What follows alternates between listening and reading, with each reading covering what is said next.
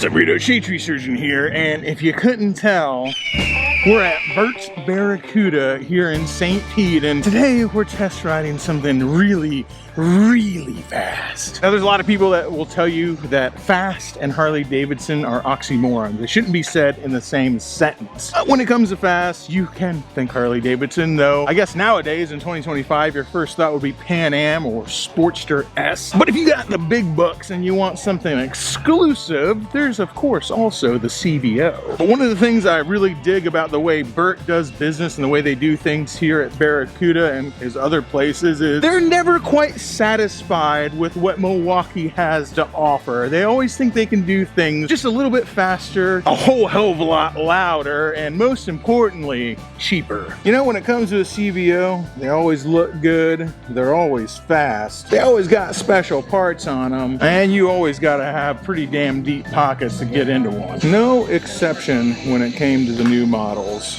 on any of those points.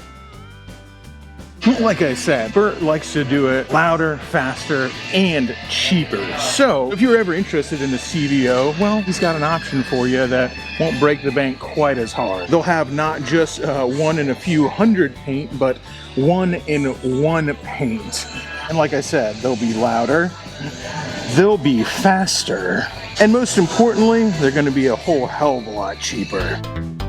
All right, team, in front of me is a 1 of 1. Well, it's 1 of a few, but as far as the paint is concerned, done in-house here at CUDA, this is a 1 of 1 2025 Harley Davidson CVO, as in Bert's Vehicle Operations. No surprise to anybody that Bert has been a longtime friend of mine and the channel and Forgotten Angels and everything we do for many years, along with a lot of other people here at, well, at Bert's several different stores now. Gunner, my man Ryber actually spearheaded a lot of the BVO projects, and thus far has been in charge of picking out the paint schemes and what stuff goes on them. I picked this one specifically because it's just engine. Other than a few other things, that's all that's been done to it, because that's what you want, ain't it? That was always my concept behind Road King Kong, is I want that Harley Davidson how it's supposed to come. I want it with the biggest engine they made, which at the time was a 131. Other than that, I wanted a few different things done here and there, different handlebars, a couple little accoutrements on it that I thought it should have come with right out of the factory. That's what this is,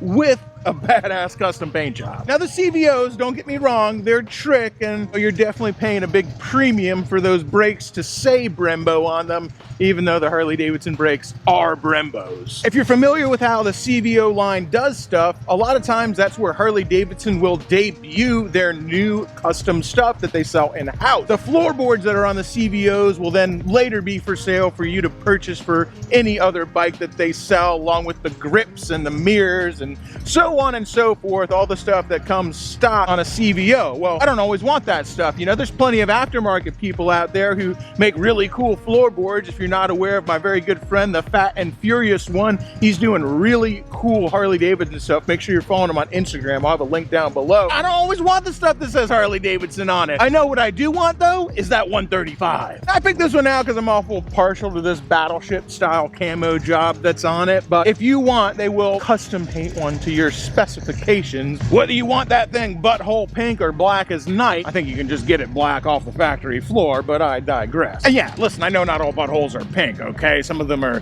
various other colors, but if I'm gonna imagine one, I'm gonna imagine one I like. I love this. I love that Bert just sits there and goes, you know what? CVOs are cool and all. I get it. Those guys come in and they buy the brand new CVO. They got every other single CVO that ever came out. We all know the type, and I don't have anything against those guys. CVOs definitely are cool. But for me, I ain't paying that kind of premium just because it says CVO on it. And of course, there's going to be a premium on top of a regular bike. It's got a 135 in it. But the fact that it says BVO on it doesn't mean that you're going to be paying more than the bike is actually worth, unless you don't think the bike's worth anything. I guess all that's subjective. I'm sure that'll all be argued about to death in the comments, regardless whether a Harley Davidson is worth the asking price. All I'm saying is we can all agree that the CVO comes with an inflated price tag that is more than the sum of its parts, and That's what Bert is doing with the BVO, is taking the bike, giving it to you as it should come with the 135, the biggest engine they make, and saying the price tag is the sum of its parts and not anything more just because it has a name attached to it, even though you're still getting the exclusivity of the 101 paint job. When you pull up to Bike Night or you pull up to Daytona on a CVO, there's not going to be a whole lot of other ones, but you could expect to see several other bikes with your exact same paint job. Pull up on this one,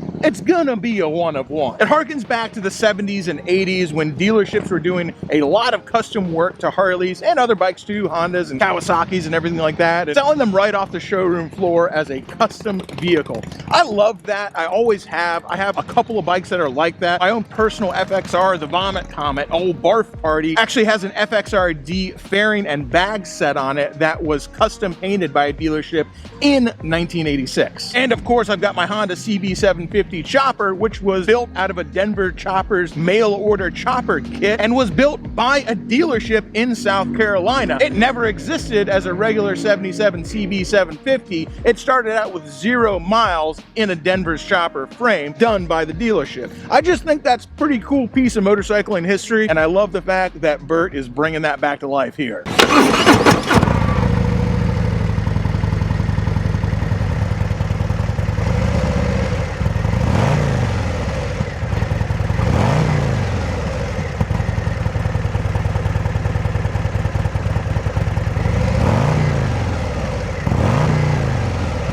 There's a few things that aren't my favorite about the 2025 Street Glides and Road Glides. Jumbotron up here ain't my thing, and my PlayStation joystick controller on either side, also really not my thing, but 135 cubic inch V-twin, that is most definitely my thing. It's like I say to all the ladies, if you're willing to do that one thing I really like, well, you know, if you're willing to do that, I mean, there's a reason I keep my standards of what Shade Tree Surgeon considers beautiful, loose and malleable. Kind of like building a D&D character, alright? We'll allow some modifiers in for extracurricular activities that'll boost all your stats under my gaze. And chief among those when it comes to motorcycles and what I think is beautiful is if it makes a cool sound and it goes really fast, I'm willing to overlook just about everything else. It can walk the walk, it can talk the talk. It's gonna stand out in a parking lot. Now, you know, paint jobs are subjective, so whether it stands out like a lone beauty amidst a sea of uniformity, or whether it sticks out like a sore thumb, that's gonna be up to the eye of the beer holder. And again, anybody can be beautiful when they're on their back. And this thing is gonna be putting people on their back. Oh, damn, that thing's powerful. It's just so freaking effortless, man. I can tell these new 135s have more counterbalancing in them, even though they're still rubber mounted, because it just feels like the hand of God. It doesn't feel so much like the old ones did, where it was this giant chugging piece of metal. This one feels a lot more refined, and I might say not quite as contraption-like, but you can't argue with results. We're in 6th gear going 60 miles an hour, so even a 6th gear roll-on is already just chug-a-lugging so fast, man. And of course, you know, 6th gear roll-ons are not where this thing is gonna shine. It's gonna be this. Holy, it just seems like the speedometer is freaking broken, dude.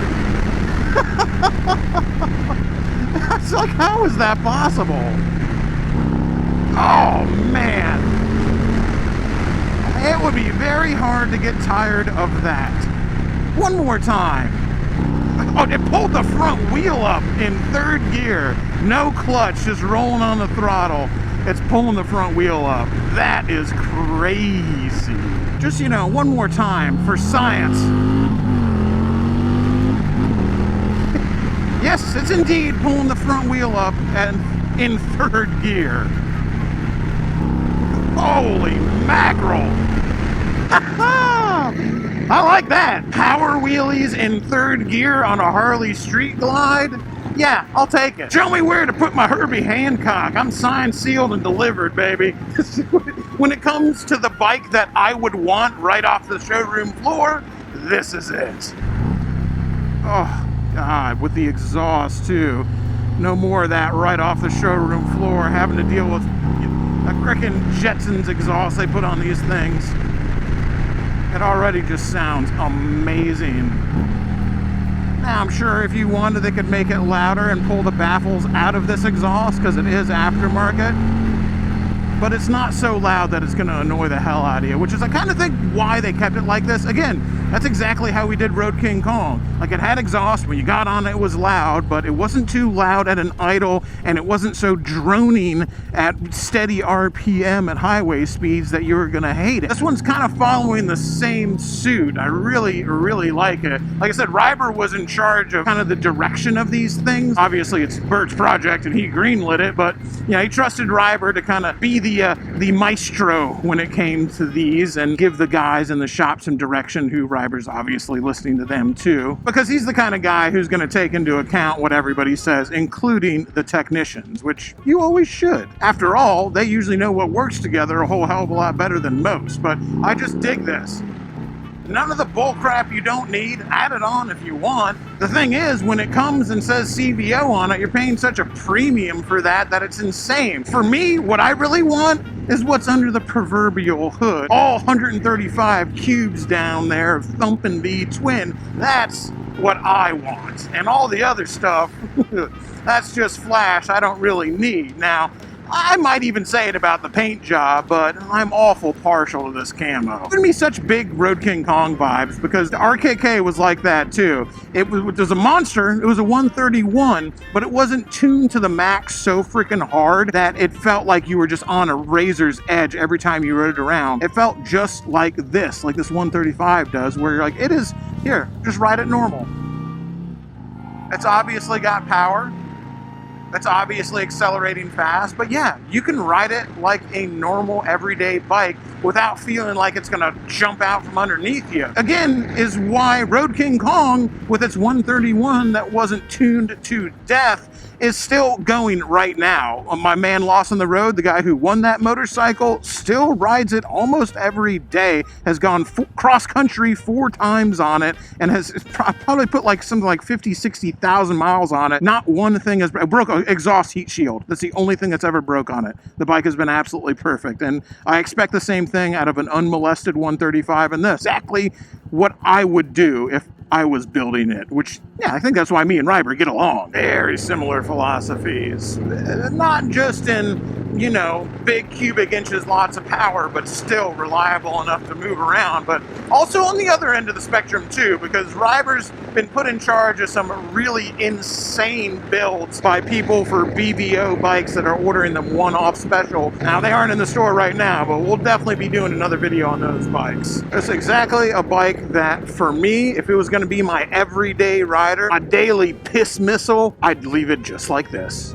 Just like Road King Kong. It would stay exactly like this, and I'd ride that thing every goddamn day. Speaking of the man himself, this is of course Ryber at Bert's Barracuda. He's the man you're gonna wanna call. Not only you want this bike, but call soon, because it's not gonna last. Every other BVO you've built at this point has just been gone like that, hasn't it? Yeah. They don't last, so if you want this one, jump on it. And if you like this concept, and you too would like to see exactly how far down it goes, trust me, it's turtles all the way down. Except no, it's not turtles, it's hares. They're fast. They're very fast. Ryber will build you a motorcycle to your specifications, loud and fast. Mild to wild, baby. Give him a call up here at CUDA and tell him Shade Tree Surgeon sent you. Do you still play WoW? Every day. And one for all you nerds out there, when it comes to orcs, you know, mine are more of the grimdark universe where red definitely goes faster. But my man Ryber over here has just restarted a campaign in the anniversary servers of Classic WoW, playing a orc hunter. So with the very rare possibility that there might be a video game fantasy nerd who wants to do either an orc themed bike or World of Warcraft bike or a Warhammer bike, whichever one that is also a possibility for the possibly dozens of people out there that would like that. Yeah. And anyway, if you're playing Classic WoW too, make sure to drop my man a line here and get in on his server.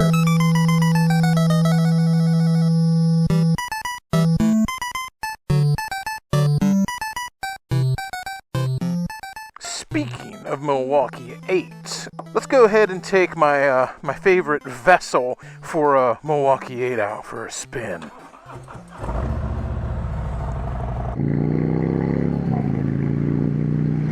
Ain't quite as quick as the 135, but it's got the sound and it's got the looks. Why don't more people put those big inch engines in Road Kings? I'll never understand it. Trust me, I get it. I understand wanting the Street Glide or the Road Glide, having the infotainment, Jumbotron, and all the speakers and all that fancy gadgets in front of you, but you give me just this, just the freight train front headlight, maybe just a small little fairing on it. This with a big inch engine, nothing but simplicity, one big dial, an LCD screen, and that's it. That's what I'm into. Maybe I'll grab a scratcher later, and if I win, I'll get Ryber to build me a 135 Road King, which I'd probably just end up giving away as a raffle bike. So, I don't know. At least I get to ride it in between. I don't know. I don't know if there's a World of Warcraft themed motorcycle out there. I gotta imagine there is. Don't know if there's a Warhammer 40K themed motorcycle, but I would bet everything I have right now that there is. There's gotta be motorcycles out there done up in your favorite Space Marine livery. Woo-hoo. I mean, I've already got Sisyphus that I can never tell whether it's an old soul Space Marine on its last legs, ready to be stuck inside some power armor so that service may be eternal, or if it's an orc creation, maybe something in between. My time is running out with this Road King. I still got to see if I got time to take it on a fun adventure before it belongs to somebody else. Here in just a few days, we're going to be pulling the very first winner for the custom Dyna that Shay Lisi took on a road trip. So make sure you got your ticket, but even then, we're still like 3 weeks away from the Forgotten Angels camp out. We'll be pulling a winner for the Storm King here. This thing just sounds so good. I can listen to that diesel forever, man.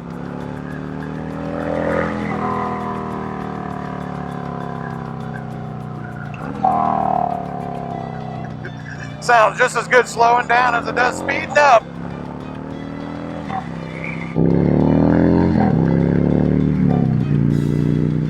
Hell yeah. Let me know down below if you're coming to the camp out. I know we got people who are literally going on like 30-day long journeys. I'm so jealous. But I've got a bitter, jealous, mean little heart. It doesn't take much for me to be jealous. Yeah, a pretty girl could touch somebody on the arm to get their attention, and it's raising my hackles. They say the animal with the most testosterone in the world is the bull shark, but they come in number 2 to shade tree surgeon. I didn't make me this way. Blame God. It's not really a big deal. All I want is everything and one more. And if I can't have everything, well, I'll just settle for everything you got. Plus one. Just kidding. And then I end up just giving it all away. Such is the duality of Josh. What do you want from me? All right. Well, speaking of Warhammer 40K, World of Warcraft, and other incel activities, motorcycles included sometimes. There might be one lady watching right now, maybe 2, possibly even half a dozen. Speaking of activities that plenty of gentlemen and at least one lady always enjoy, let's go fishing. Last time I was up here at Edward Retard Park, I had a hard time avoiding the one other human being in the park who also happened to be doing a TikTok live stream. Had to stand 4 feet away from me while I was fishing. Now trust me, the irony was not lost on me that I was also recording a YouTube video, but I wouldn't record it next to somebody who was quietly trying to fish, so we're gonna try to be a little more remote today. Ooh, that's soft. I fished down here before, but it's looking pretty overgrown right now. And this kind of grass right here, man, it's full of freaking snakes. Now, most of the snakes out here are non-venomous, but there are plenty that are. I can hear cars from the road, which is not ideal, but just that small little breeze, the overcast sky, the smells of the lake brushing through the Spanish moss on an oak tree. I can feel the wind caressing every inch of my body. You fucking freak, you absolute freak, Mother Nature. I feel you. Feels good, baby. I really want to cast over in that shade. How can I get down there? You know how I could get down there? By bringing my boat. This little piece of land here, I can see on the map, goes out to like a little bit of peninsula, like a little point out here. If you watch my videos, you'll know that I'm not exactly the world's greatest fisherman. In fact, I'm fighting for last place, but I've got a lot of competition down there. I will tell you this, like that is a, you know, you want to look for points that come out that have sides and cover and stuff on the bottom is kind of where you want to fish. Now, I think you need to know some other things too, because I usually don't catch any fish, but that's all right. I'm out here for the beautiful nature. Be able to cast off this and get past the weed line. I think I'll chance it. 2 more boots today instead of Nikes, so maybe for once I actually won't bust my ass going off-roading with only my 2 feet's power.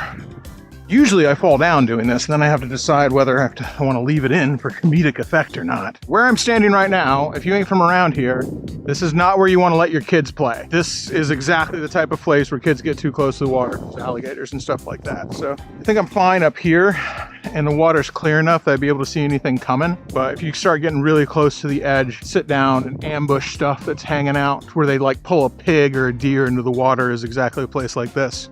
It's also a good place to fish. People keep asking me, what kind of collapsible fishing rod do you have? And I keep not answering them because this is my 3rd one. Little heavier duty than the other ones do. We'll see. Why haven't you told us what fishing rod you're using? Because they all break. So I don't even want to say what it is, because I know people will just go and buy it just because I'm holding it in my hand. And that's just so irresponsible. Like, I want to test it out before I freaking even say what the brand is. And I'm glad I did, because if I was like, yeah, this one's cool, go buy it. Well, a bunch of other people have broke fishing rods too. And I bought the 2-year warranty for $3 because I broke so many of the other ones. Now, I usually do chicken livers, not chicken hearts, because chicken livers, they're just so much stinkier. They almost like dissolve in the water. So the little bluegills, little panfish, that's all I'm fishing for, they go nuts over them. These aren't going to be as stinky in the water, but they'll hold together a lot better. Those chicken livers, they almost turn to dust in the water. So if you don't have the reflexes of a cat, little bluegills are going to suck that chicken liver off your hook before you even know what's happening.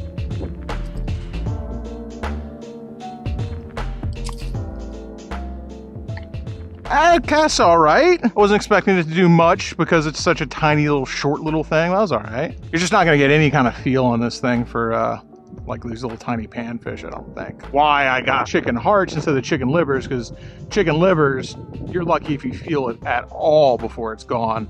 I was like, man, this thing, I'm not going to be able to fish livers. All right, I just found myself already breaking my own rule. I got a snag down here in the vegetation right at the edge here, and I was like going down there and leaning over really hard just to pull out my hook, and I'm going, this is exactly how people get attacked by an alligator. Now, I don't think that's going to happen here. It's not the right time of day. I'm a pretty large human being. It is so unlikely, but I should probably practice what I preach. So we're gonna move somewhere else and hope that there's no TikTokers in the wild right now. Let's try our luck over here. I'm seeing stuff coming to the surface. Not sure what it is. It's clear enough to see in there in some places. I bet there's stuff hanging out underneath there. It's my buddy Ramon's knife from Bert's Barracuda. I just was up there hanging out with Ramon. He let me borrow this knife a few months ago while I was up there, and I never gave it back. But I do use it, Ramon, so I appreciate you.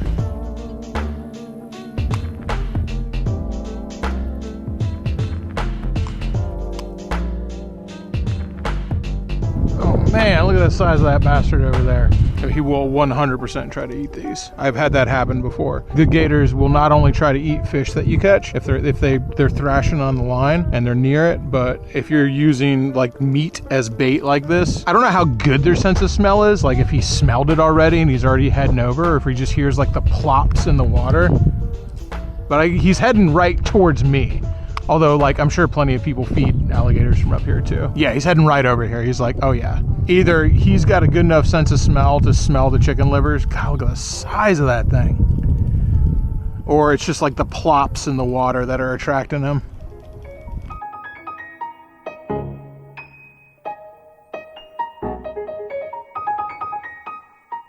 All right, I guess it's time to move fishing spots. He's big.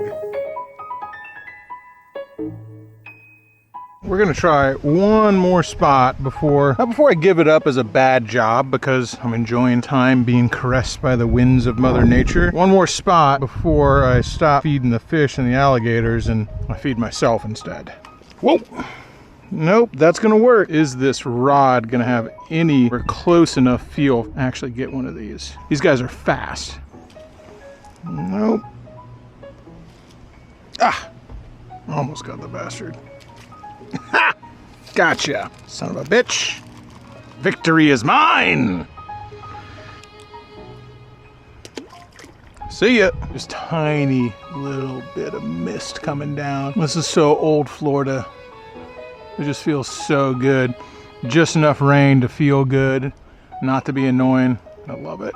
I'm doing catch and release today, but the goal is to actually catch enough panfish that I could make myself a meal, because I have enough chicken hearts for a meal. I have probably enough chicken hearts for 2 meals. So if I have to expend more chicken hearts, which I do like chicken hearts, to catch less fish than would fill me up, then I'm not a very good hunter or fisherman, but we're just sending them back anyway. That's all for fun. Ah, gotcha. Oh, he got off. Never mind. Gotcha, you bastard. Ooh. I actually got something that was bigger than the amount of chicken hearts. Oh, and I didn't even get to show them. I guess I wouldn't have fed myself though with that, would I have? Damn it. I was like, oh, I actually caught something that was worth the expenditure of perfectly good and edible chicken hearts, but I didn't.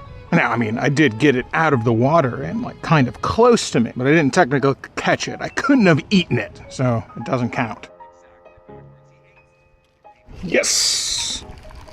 Hell yeah. I don't think I've outweighed my chicken hearts yet, but one tiny bluegill. This is the smallest bluegill I've ever caught, I think. Oh, the day's not over though. I could certainly catch a smaller one before it's all over. See ya!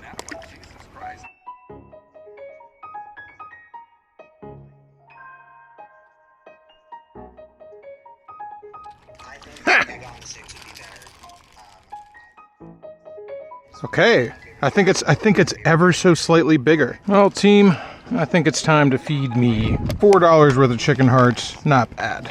We'll feed the rest of them to these guys down here.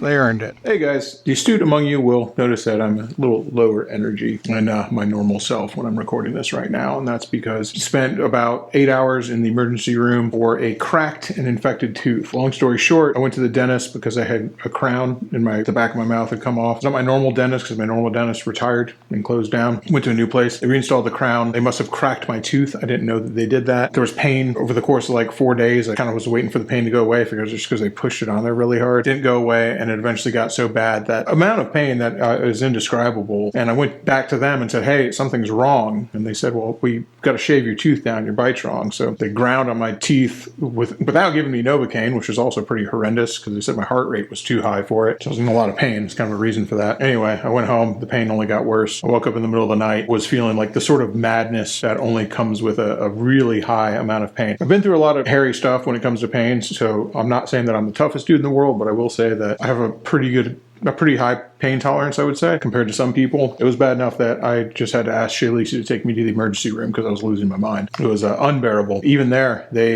hit me with 3 ever-increasing doses of morphine that did nothing to touch it whatsoever. And they were just trying everything they could to kind of get it to stop, and nothing would stop it. Stayed there under, it's even hurt now talking, under pain management till the morning came and I could get to a doctor, get an emergency extraction on the tooth. So it's out of my head now. I feel a lot better now. But we were supposed to do a live stream Friday night where we pulled the winner for the Dyna. Obviously, I didn't get to do that. I'm recording this on Saturday. I'm feeling a little bit better. We'll be feeling even better tomorrow, I'm hoping. And so we're gonna do a live stream right after this video. I'm sorry, guys. That's not normally my style. When I say I'm gonna do it, I do it, but I know you understand it's kind of extenuating circumstances. I'm sure you understand, and if you don't understand, I don't know what to tell you. You've probably never had tooth pain before. It was bad. That's all I can say. It was as bad gets. Worst pain, I would say the worst pain I've ever been in my life. Just saying something.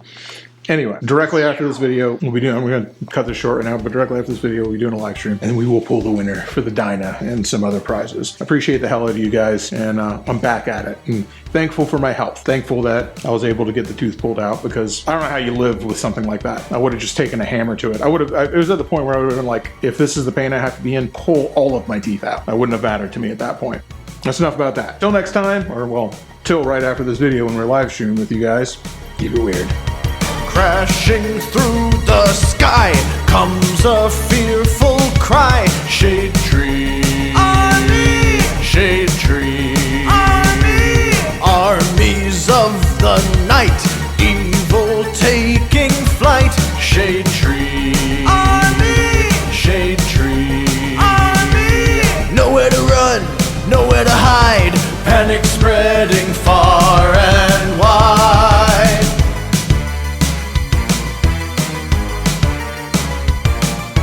Can the world oppose the deadliest of foes? Shade Tree. Army! Shade Tree. Army!